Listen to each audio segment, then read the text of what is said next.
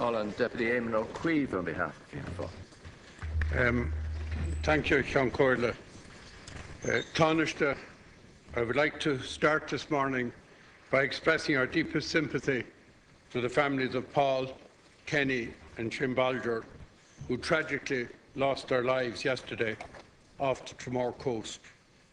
And I am sure that everybody in the House shares with these sympathies, and our thoughts were with their families on this very sad, at this very sad time. Taoiseach, it's reported today that the Government are appointing Judge Elizabeth Dunn to chair the new referendum commission on the abolition of the Seanad. This announcement has been made early, and it's been made before even the legislation has been passed by Oireachtas in the legislature, or before we even know the date of the referendum. And it seems that the Taoiseach's on a solo run in relation to this initiative. I think it's fair to say that the Labour Party is less than enthusiastic about it, and as your whip has said, Deputy Stagg, the only commitment Labour gave was to holding a referendum to scrap the Seanad. That does not tie any Labour person to campaigning for that, adding, I think the Seanad should be retained. Deputy Tuffy has described it as a power grab. Deputy McCarthy is determined to campaign for a reform Seanad and was against the abolition.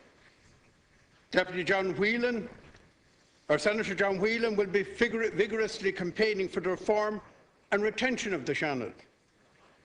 Interestingly, Senator John Kelly has said that the Taoiseach, that's yourself, said Labour can canvass for the retention of the Seanad, and I think that that is very interesting.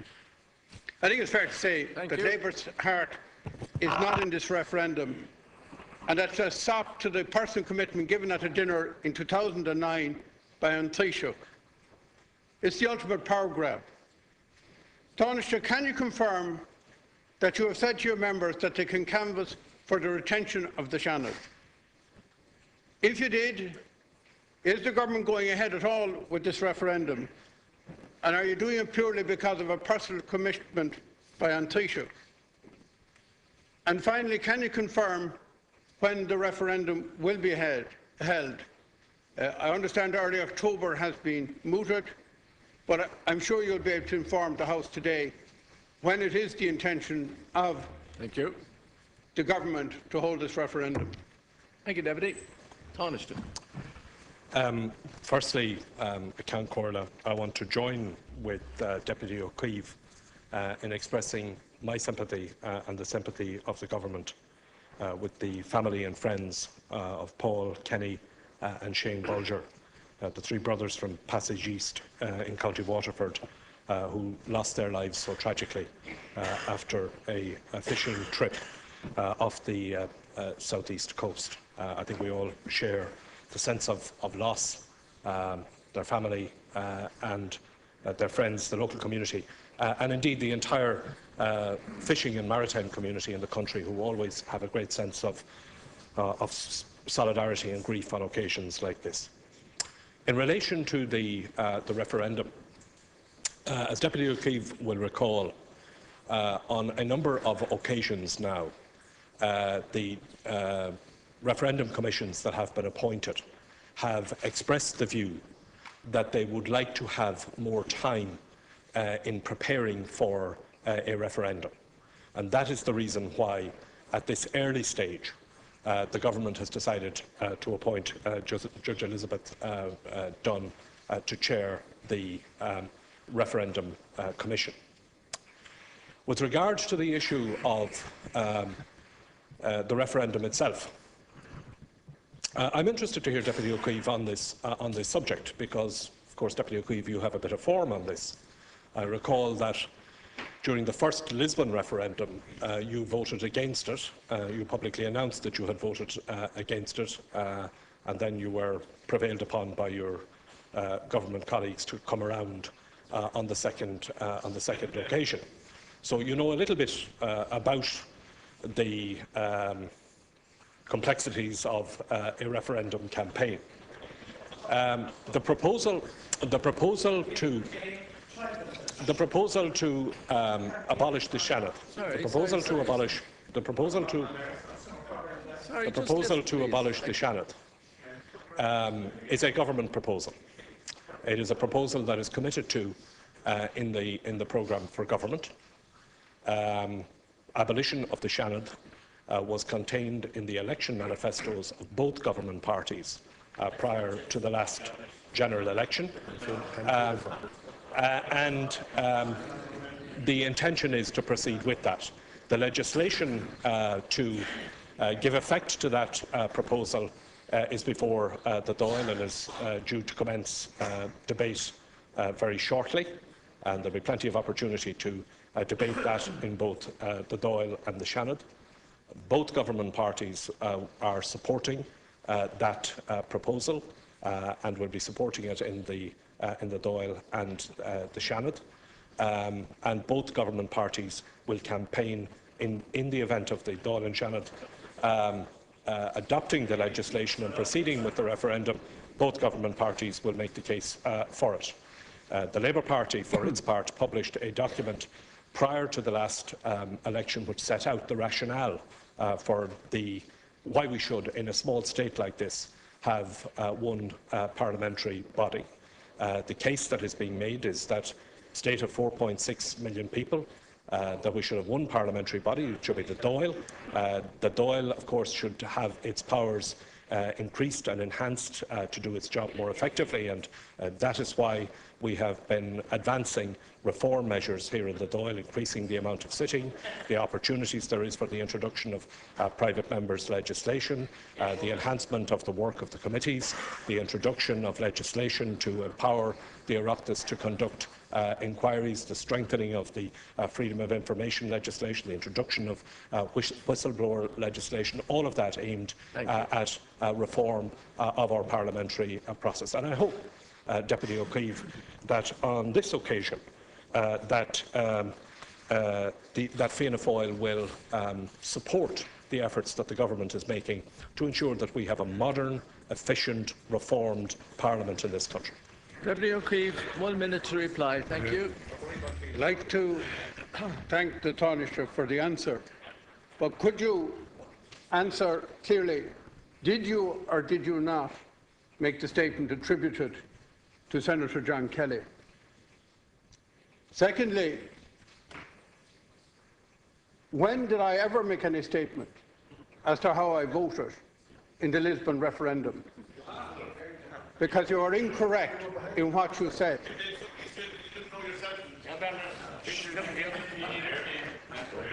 Would you allow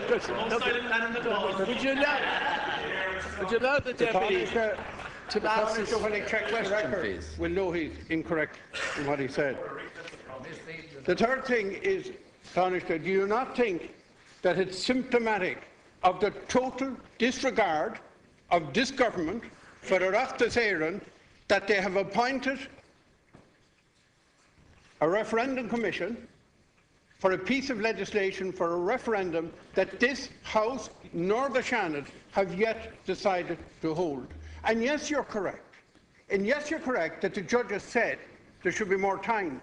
But I'm sure the judges did not want you to preempt the two houses of the Oireachtas and the President.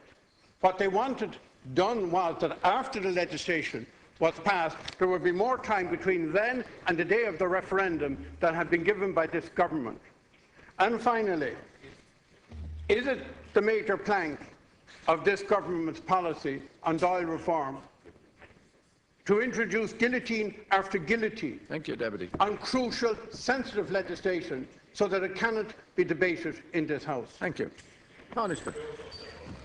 Well, first of all, again, the rationale for the early appointment of a chair of the Referendum Commission is to respond to the requests that have been made previously in reports of referendum commissions that the Commission should be established at an earlier date. Clearly, the proposition, clearly the proposition that is being put to the people is a matter that has to be debated by the House and decided by the House. The Referendum Commission operates independently, as you very well know. The Referendum Commission does not take a position one way or the other on what is being put to the people. It is an independent body, and it has previously recommended that it should be appointed at an earlier date. Secondly, what the government are proposing with regard to the reform of this House is that there will be a new procedure with regard to the processing of legislation. And that is that in the first instance that we would have the heads of bill go to the relevant Oireachtas committee before the bill is formally drafted. We have already seen that operating now in practice, and I think there is a general acceptance around the House that it is a better way of doing our business. Secondly, it is intended that at the moment we do report and final stages as one single stage. The idea is that we would do report stage in the normal way, and then that the bill would go back to the relevant committee for a reflection on if there are issues that have been missed, if there are anomalies, if there are questions that need to be re-examined, and that as part of all of that process, that there would be a facility whereby Oireachtas committees can get the advice of expert opinion, people who are interested in the piece of legislation, because it's not just a question of how the legislation is done here in the House. It's also a question of involving wider society in the enactment of legislation, so that there is a much more comprehensive look at the laws that are being made over a period of time, a better use of the Dáil committees and a better engagement of everybody all around. Now, I appreciate, Deputy O'Keefe, I appreciate that reform is something that is anathema to Fianna Fáil, because for the entire 14 years that you were here in government in the up to 2011, there is very little evidence of reform. This government has done more to reform politics and public service in the 2 years that we've been in office than you did in the previous 14 years. Deputy Pearse Darby, thank you.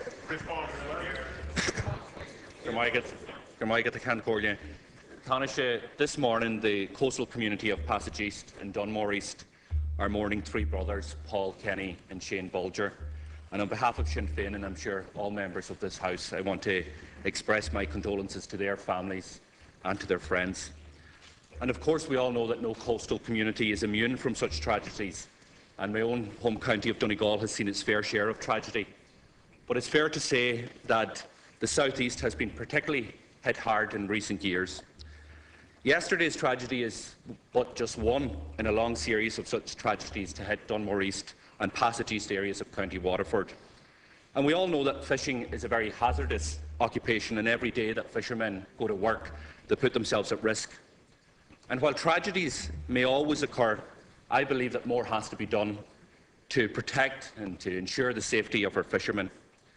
Following the spate of recent tragedies at sea, I understand that the Department of Transport, in conjunction with Bord Iascaigh Mara, were examining the issue of personal locator beacons by fishermen as an enhancement to existing safety measures. These devices, Taoiseach, are small transmitters worn either as a watch or on a life jacket, which give the location of the person rather than the vessel, and can be a huge assistant in locating those that have gone overboard within a very short period of time. I understand that a series of recommendations on small boat safety have been forwarded by the Marine Casualty Investigation Board over the years to the relevant agencies. So, Taoiseach, my question is, what steps have been taken by the Department in this regard? Has any progress been made in relation to the provision of personal locator beacons? And have the recommendations of the reports on the Marine Casualty Investigation Board been implemented? Thank you, Deputy. Taoiseach. Well, again, as I said earlier, I think everybody in this House shares the sense of grief and tragedy arising from the death of the Bulger brothers who died in the tragic fishing accident yesterday. And I do know that, and Deputy Doherty is right, that a tragedy like this, loss of life, does resonate very strongly right around the coast, coastal communities, fishing communities, and I know that in your own county of Donegal that it is a particular issue. The maritime search and rescue services in the South East region are provided by a combination of Coast Guard search and boat units, RNLI facilities based at Rosslare, Featherdon-Sea, Kilmore Quay and Dunmore East, and community rescue services designated as declared resources to the Irish Coast Guard. All of these services are supported by the Coast Guard maritime helicopter services operated out of Waterford and reinforced as required by Coast Guard helicopters in Dublin, Shannon and Sligo. The upgrade of the helicopter service is ongoing, and only this week 2 of the replacement S-92 helicopters arrived in the country. All maritime emergency responses are coordinated by the 3 rescue coordination centres based in Malin, Valentia and Dublin, with the Dublin Centre having specific responsibility for the South East region. In the unfortunate event of a tragedy occurring, an investigation is conducted by the Marine Casualty Investigation Board, and obviously such an investigation will take place in this case. The issue of small transmitters and how they can be used to assist in identifying where people are and contributing to safety, that is something that I understand is under consideration. I will ask the Minister for Agriculture, Marine and Food to respond directly to you as to where the recommendations are at this particular point in time. But I do agree with you that we do need to ensure that the best available safety measures and prevention measures are in place to ensure that those who go to sea, and it is very hazardous, and particularly in a country where we have a lot of small fishing ports where weather can change quite quickly. It is important that every possible resource is available to preserve and protect life at sea. Thank you. Gurmaig Taoiseach ar son and Ferguson. Taoiseach, last October, in response to Senator David Clonnan, the government indicated, and I quote, that it is intended that my department will take measures with a view of making the provision of personal locator beacons mandatory under appropriate legislation. And this was first signalled 7 months before that. So the question is, what progress has been made on this issue? And is it still the government's intention to make personal locator beacons mandatory under legislation, as has been indicated over a year ago? I think we can all agree, Taoiseach, that these tragedies are happening far too often, and fishermen are finding it harder and harder to make a living, and as a result they're putting themselves at risk and their lives at risk in trying to support their families and themselves. And we need to, I agree, we need to ensure the very best protections to support these fishermen.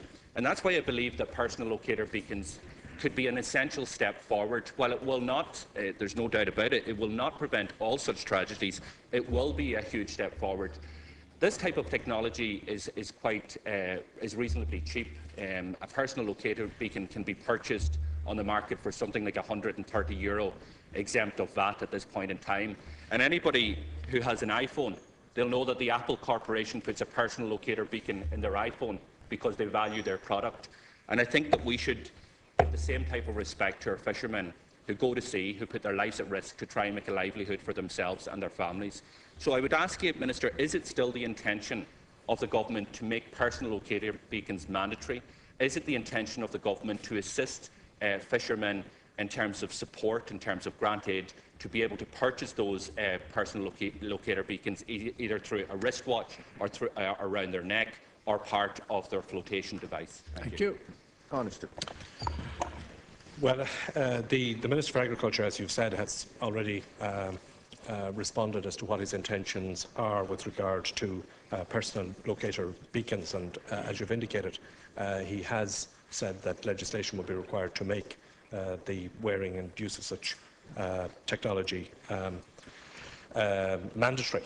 And as I said, I will ask him to respond to you directly on where that legislation is. I know that there is a piece of sea fisheries legislation which is in preparation at present. I'm not sure if it's his intention to include it in that piece of legislation or not, but I'll ask him to respond directly to you.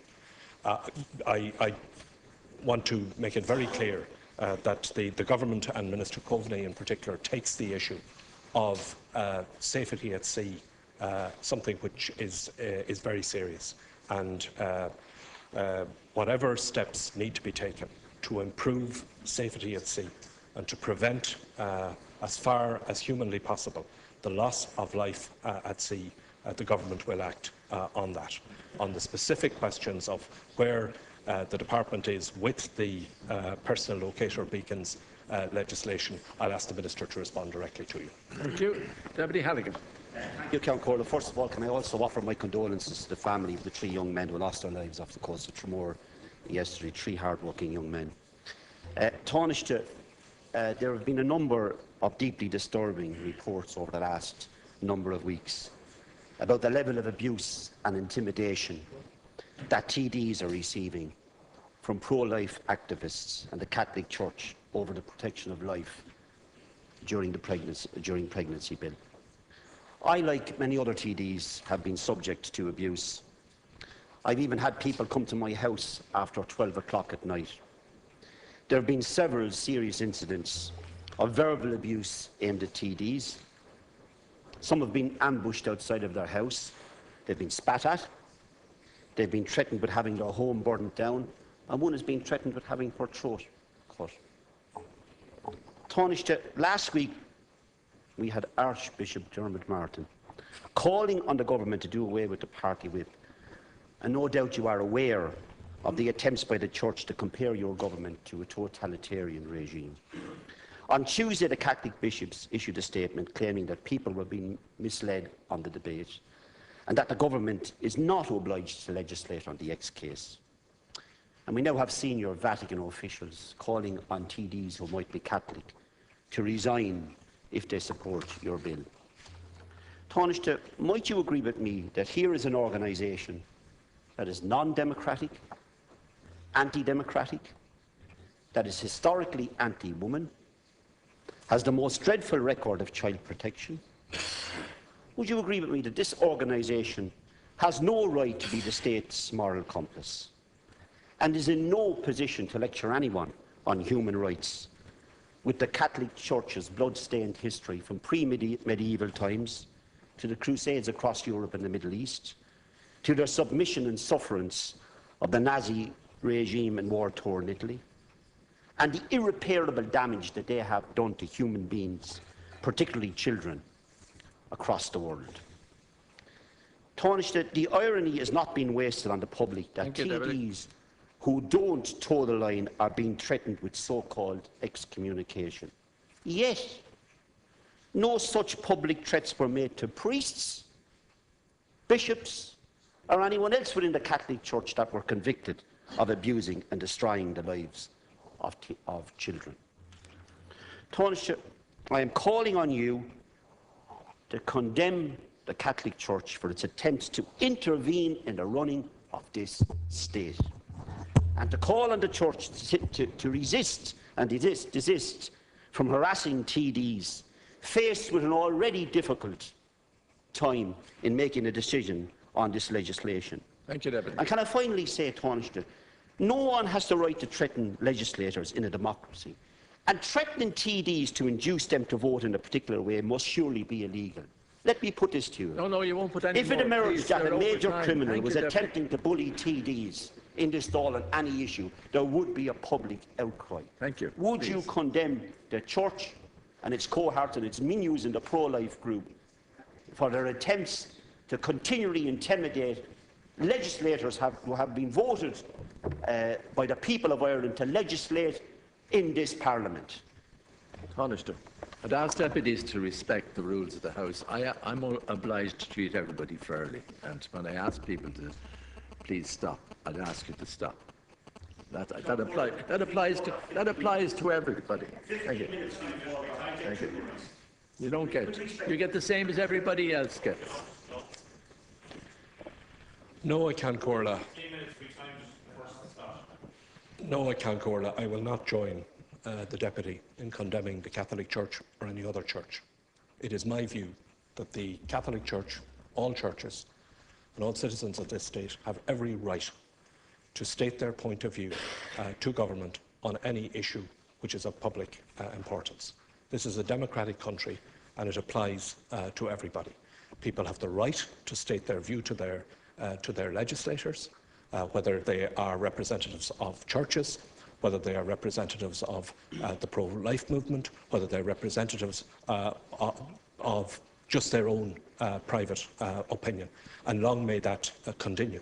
It is our job as legislators to legislate in a fair way on behalf of the entire people of the country. But as legislators, I do believe that we have a responsibility to hear the points of view that are being expressed, to respect those points of view, and to respectfully disagree if that is what we do with them.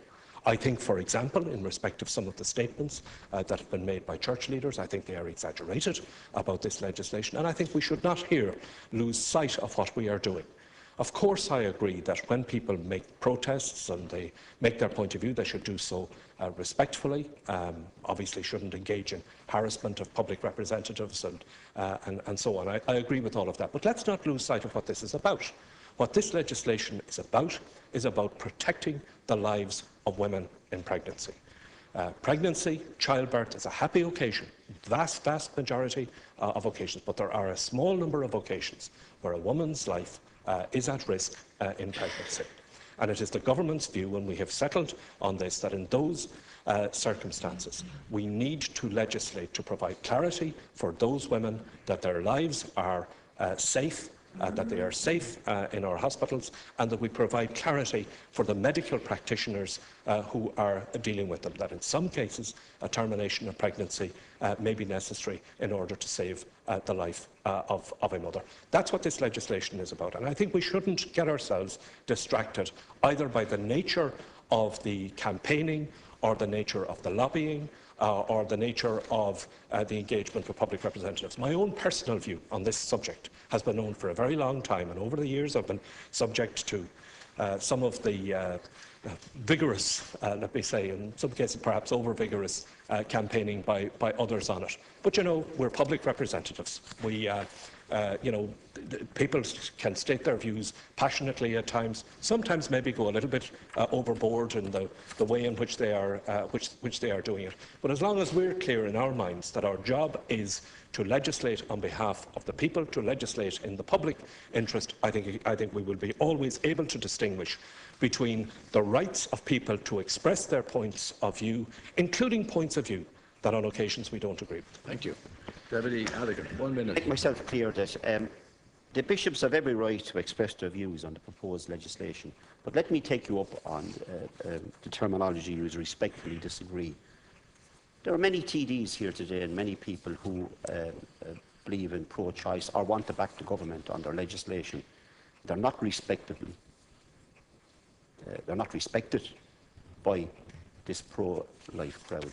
When people come to your door after midnight to intimidate you, when people threaten you, and there's no utterance from the Catholic Church in condemning this intimidation. This is the point that I am making. In spite of the fact this morning 75% of the people in Ireland agree with your legislation, however flawed I think it might be or others might think it be, that this intimidation is still going on. This is not democracy. This is not democracy. And again, we are elected as legislators to do what we think is right for our country, irrespective of our disagreements with one another. The Catholic Church has no right, in my opinion, or any other church for that put your matter, question, to please. You're over time. interfere Thank you. with how we legislate. They can have an opinion, but an opinion is different to interference when you have obscene literature being put in your door, when you're being spat at. Deputy, I won't ask you again. Would you please put your question? That is what I asked you to condemn the Catholic Church's non-utterance with this pro-life mob who intimidate TDs and other people because of their respect. You're over time, Deputy. Honest, thank you. Well, first of all, of course, anybody who is expressing their point of view, whatever it may be, to a public representative, ought to do so respectfully, and particularly, I think, ought to do so in a reasonable way. There have been occasions, not just on this issue, when the boundary between what is reasonable protest and reasonable expression of points of view has gone over the line. We know that, and that shouldn't be happening. And I think I would urge people who are engaged in lobbying activity or protest or activity to respect that. But I think it's important that, when we're coming, the formal Dáil debate on this legislation will begin here this week. And I think it's important that the debate on that takes place in an atmosphere that is reasoned and reasonable and rational. And I don't think that any of us should now crank up the heat or crank up the temperature or the environment in which it has been debated. This issue has been discussed, I think, particularly in the House and its committee, and I think more widely in the general public in a very reasonable way, in a very rational way, and I hope that that continues. And I think none of us, including those of us, I think, here in the House, should start throwing fuel on the fire now to increase the heat on it. And let's again remember what this is about. This is about protecting the lives of women in childbirth and women in pregnancy. That's what it's about. And I believe, and I think it is reflected in the opinion poll you've shown this morning, that there is considerable public support and understanding of the necessity for us as legislators to legislate to provide certainty and clarity for women and for their medical practitioners. Thank you. That completes